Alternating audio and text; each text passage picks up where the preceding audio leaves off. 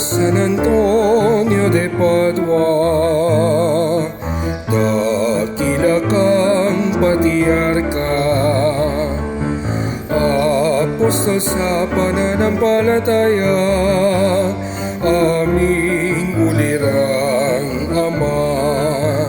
San Antonio, San Antonio, purihin ka't kami ay dinggin mo.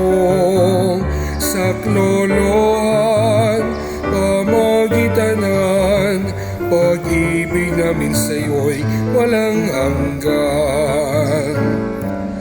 O San Antonio de Padua, dakila kang patriarka, apostol sa pananampalataya, aming ulirang ama.